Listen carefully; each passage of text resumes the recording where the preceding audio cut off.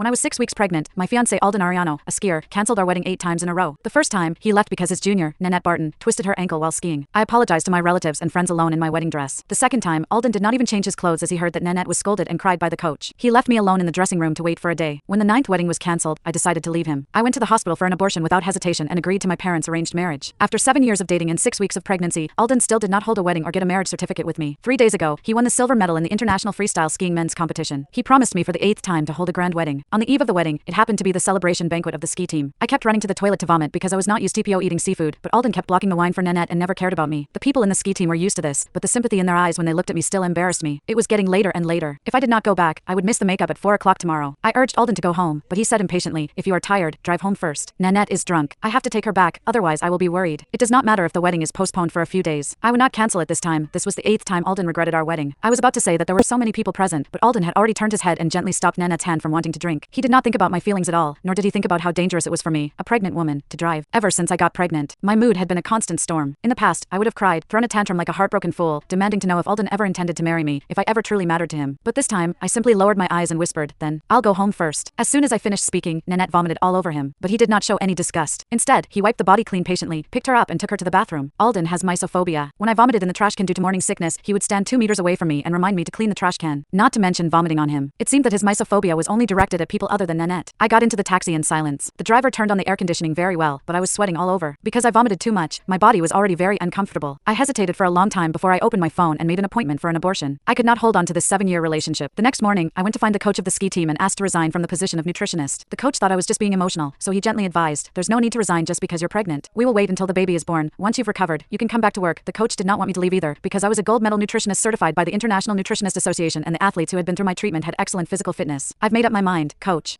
Hey, I know that Alden is a bit confused, but we all know his feelings for you. When you were together 7 years ago, he confessed to you on the top of the snow mountain." The coach smiled helplessly and approved my resignation. If he did not mention it, I would have almost forgotten how fast my heart beat on the day Alden confessed to me 7 years ago. When I got home, Alden still did not come back. A night had passed. I clicked on Instagram and found that the members of the ski team had posted Instagram at the same time. Nanette's Instagram was at the top. "To celebrate the award of my senior Alden, I will pay for everyone to go on vacation in Sonia. P.S. It is also to thank him for taking care of me all night last night. Woohoo, my alcohol tolerance is really too bad." Blushing. It seemed that Alden would not be able to come back in the next few days. I did not know when he would postpone the wedding as he said. I held back the nausea that was coming up again and checked my email. I had received replies from many companies to my nutritionist resume that I sent not long ago. I replied to a large Swiss food manufacturer. Because Alden seldom went abroad, after I went to Switzerland, the possibility of us meeting would be almost zero. Only in this way could I let time slowly heal my pain. After making the decision, I started to pack my things. As soon as I opened the suitcase, Alden came back. He was a little surprised to see me open the suitcase, so he asked, "Have you seen Nanette's Instagram?" So, Alden thought I wanted to help him pack his luggage. How innocent he was.